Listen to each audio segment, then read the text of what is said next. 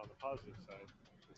Hi, everyone, and welcome back to Maker Connections. This is our final hangout. I'm so sad to see these end, but I'm excited because it means Maker Faire is tomorrow. I cannot wait. I wanted to start off by introducing myself again. I am Paloma Fotley, an engineering intern at Make Magazine, and I am your host for Maker Connections. And Maker Connections is a web series that allows you to get to know the makers before Maker Faire and see everything behind the scenes. I wanted to start off by answering a question that came in after the hangout ended last time, and they asked, how should you plan your day for Maker Faire? So I just wanted to let you know that there is an app for Maker Faire that should be available in the Google, the iPhone store and the Google Android store, so you can just go ahead and hop on there, and they have all of the exhibitors and all the talks that are going to happen, so you can plan your day that way. There's also makerfaire.com, and you can just really see everything before it happens. Make sure you bring sunscreen because it is so hot today, and just prepare to have a good time. Just let the fair happen for you. Now, you can leave your questions on the Google Plus page, so if you have any questions come through, we have so many makers today that it's just going to be so amazing. So get those in quickly, and we'll try to get them on air. If they come in afterwards, hopefully we'll be able to answer them on the Google Plus page as well. But right now, I just want to get it over to the makers as quickly as possible because I know that's what you guys want to see. So right here and behind us, we have this fantastic structure here. And I want to go ahead and just jump right into Lindsay and Russell here. So why don't you tell me who you are, what this amazing thing is, and just give me the background. Okay, my name is Lindsay Lawlor, and this is my programmer, Russell Pennington, all the way out from the UK. And this is Russell the Electric Giraffe. Now, Russell was conceived about 2003 as a art car project to take out to Burning Man. So by the time 2005 rolled around, started welding, going crazy, basing it on a little tiny plastic model toy. How could we make this work? So this is the toy blown up 24 times as large. It actually walks. And as soon as we got it working at Burning Man, we were having so much fun with it, and so many other people wanted to see it at trade shows and things. I decided, hey, let's take it to the next step. Let's bring it to life. So that's when I ran into Russell, who has a degree in computer and robotics engineering, and said, hey, can we make this thing come alive? And so that's been the project's thrust ever since, is to see just how much life we can put into a ton of steel. That's a beautiful mission, and I think you did a fantastic job with it. Now, how did you hear about all this stuff, and what made you decide to get involved with this crazy guy? I met Lindsay online, just in a chat room. We became friends, and one day he just said to me, hey, I have this project. I'm hoping to do this and this with it, add lights, add interaction servos. And I said, oh, hey, I know how to do that. Would you like some help? And he said yes. And we started. We started off with the Make Zone Make controller. And we went from there, putting on more and more LEDs, servos, sensors.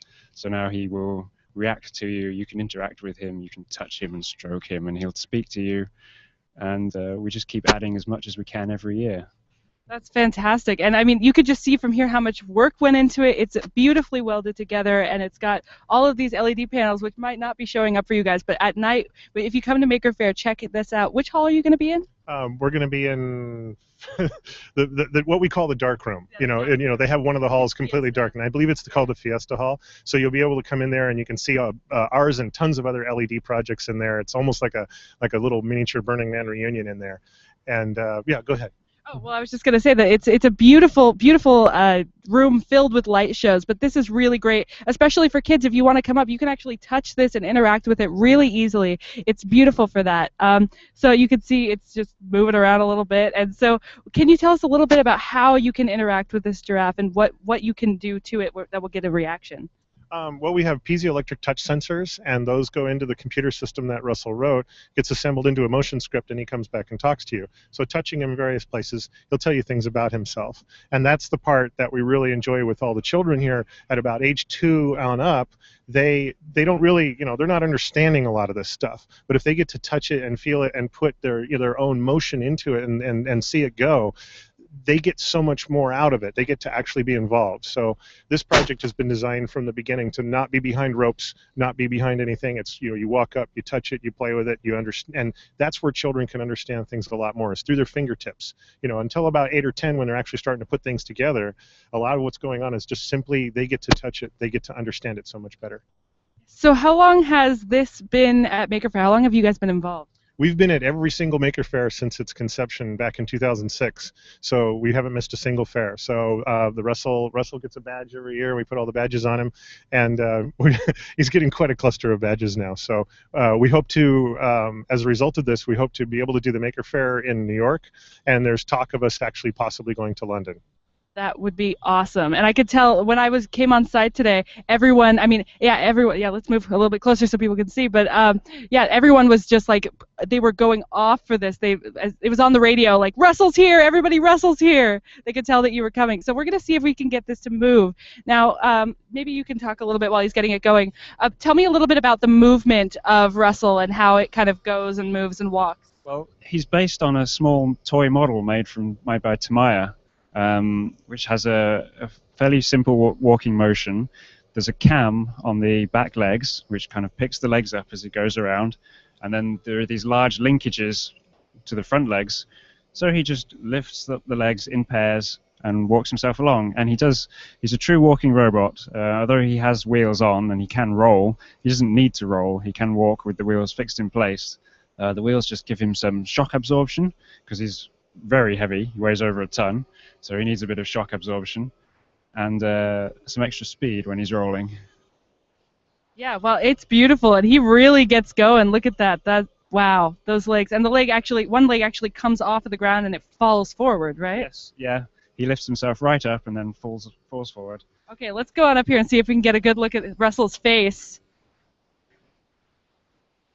So, Lindsay, can you tell me a little bit about Russell's head and maybe show us some of the interactivity here?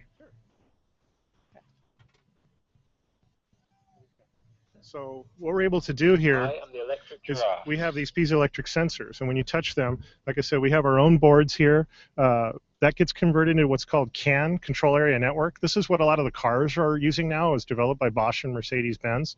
So we're able to use this kind of very, very robust protocol. The development tools and everything are free on the internet. So by CAN, he goes up to our own USB board into the laptop, gets assembled into motion scripts, and comes back. So we pit him My here. owner and builder is Lindsay Lawlor. And he'll tell you things, and he has a tickle spot here.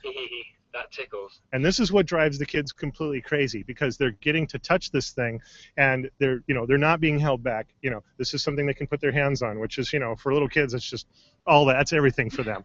And they get to touch it and stroke it and listen to this thing talk to them. Hello, my name is Russell. That is the part that just drives them completely crazy.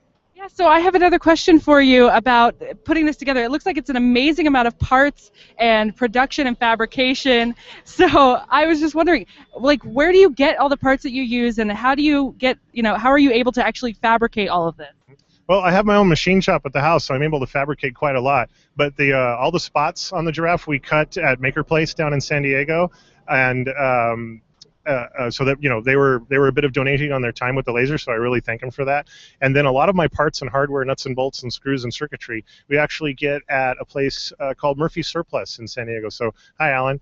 There's your plug. So Murphy Surplus in San Diego is a great place to get stuff like this. And where can they go if they want to find out more about Russell and besides the fair, where they can actually interact with this? If there's people who can't make it to the fair, how can they experience Russell, and where can they go? They can leave messages on Facebook. He has his own Facebook page, and of course we have our own website, electricgiraffe.com, where you can see all the videos and you can buy our T-shirts, and you can also buy little plastic models of the giraffe as well. All right, well, that's fantastic. I definitely, everyone who's coming to Maker Faire, definitely check out this. This is a Maker Faire veteran if there ever was one. So definitely come in and take a look and say hello. Oh, it's adorable. It's adorable. So the next thing that I want to show you guys, thank you so much for coming. You two are fantastic, and I love you guys. Okay. Yeah, we don't want these two to fight. So the next amazing thing that I have here, this is a snake. This is a electric snake. Oh my gosh, you guys. Oh my gosh. Okay, so I want to introduce you guys. You brought us this snake, so why don't you tell me who you are and what you do? So. My name is Markus, and I did some of the electronics on the snake. So it requires a lot of control, and we have about 5 Arduinos on the snake, so there's a lot of work to do there. Yeah, I can tell. There's a lot of electronics on this. And so who are you, and what do you do? My name's Charlie Brinson, and I kind of did like an overall mechanical design of the snake, and just kind of, tried to make it happen, I guess. It's beautiful. And you? Hi, I'm Michelle LaHaye. I did the electrical wiring and some of the programming on the snake. Awesome. Well, you did a fantastic job. It looks amazing, and you could really tell that it has that snake shape. So, how did this idea come up, and what brought this actually to life? Well, it's called Titanoboa, and it's based on this ancient snake that used to exist 60 million years ago. So it was actually 50 feet long as a bus, and weighed a ton. And it went extinct due to the climate cooling down. So with modern climate change, this is like a resurrection of the ancient beast. So that was our inspiration for it. Yeah. That's great. And is it actually 50 feet long and weigh a ton? It's pretty close. It's actually still in progress. Right now it's about 35, 40 feet long, and we're going to make it even longer to make it the full size. Yeah. So is it modular, and then you're just adding on different sections to it, or is it like one long piece? Yeah. Do you want to answer? Sure, yeah, it's modular. Right now you're looking at 4 modules with 5 vertebrae in each module. The final thing will be 6 modules long, and then a tail at the end and the head on the front. Great. So how long has it taken you so far to actually create this and to fabricate, design, everything? Like, how long has this process been? So we've been working on it for 3 years, or I guess 4 years. There was 1 year of like design, preparation, planning, and then a good 4 solid months of super hard work getting it to like almost the shape, and then ongoing general keep working at it over the past few years. Wow, that's a lot of time, and it's turned out really great. So what organization are you from where you get to be able to do this really cool, fun stuff all the time?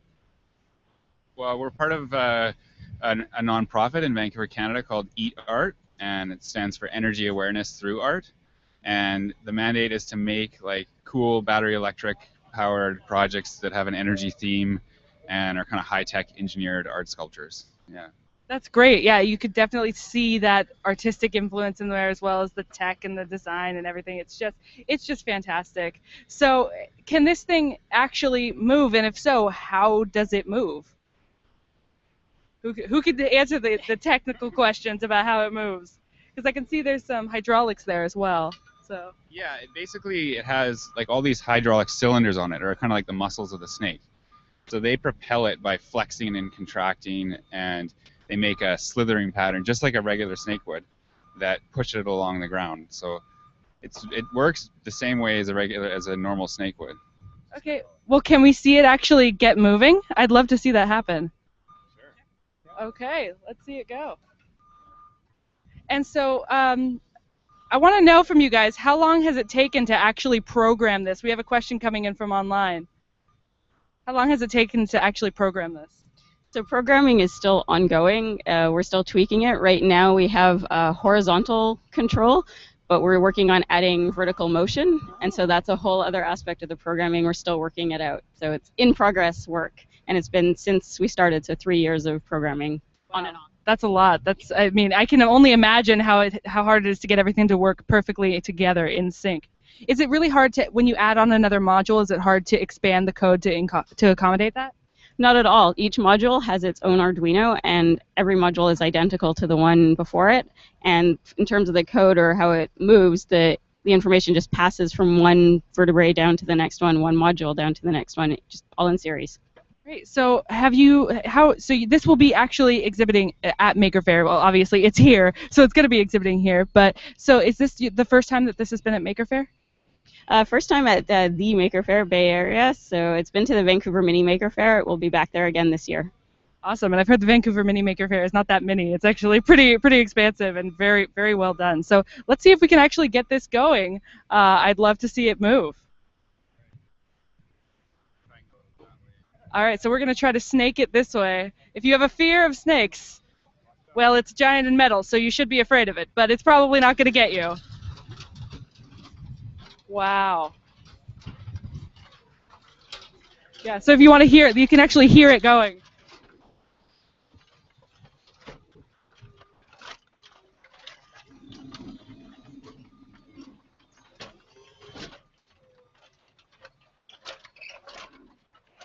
That's amazing. And there's all of these parts just working perfectly together.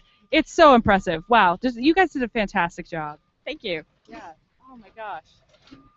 That's beautiful. I love it. Okay, thank you so much for coming. Oh, and by the way, if they want to learn more, is there a website that they can go to see more? Absolutely, titanoboa.ca.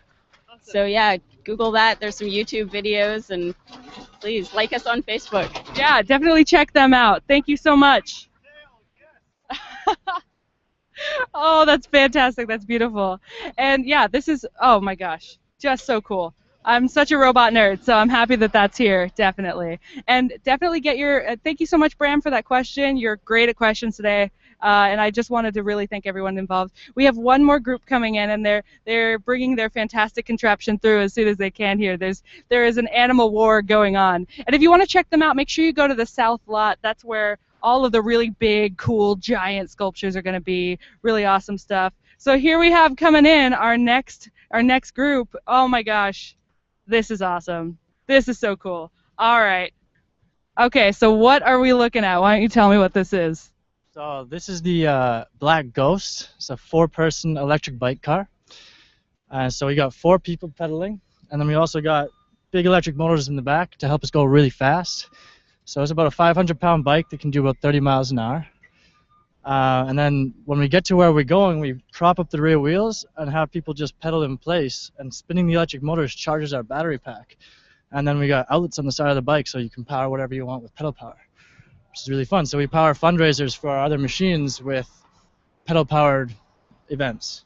That's fantastic, and I actually got a chance to ride in this earlier, and it gets going really fast, and it's not that hard to pedal. I was expecting it to be like moving something this size, but it was fairly easy to get going. It was really awesome. That's what the motors are for.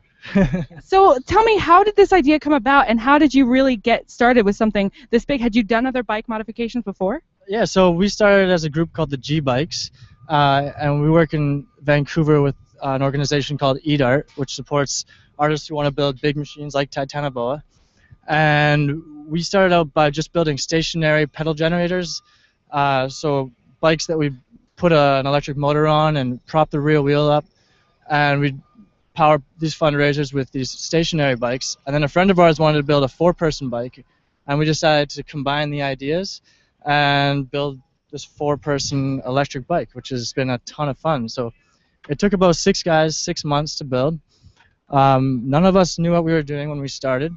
But we learned how to weld, and we learned a lot about the electrical side of things by working on this project.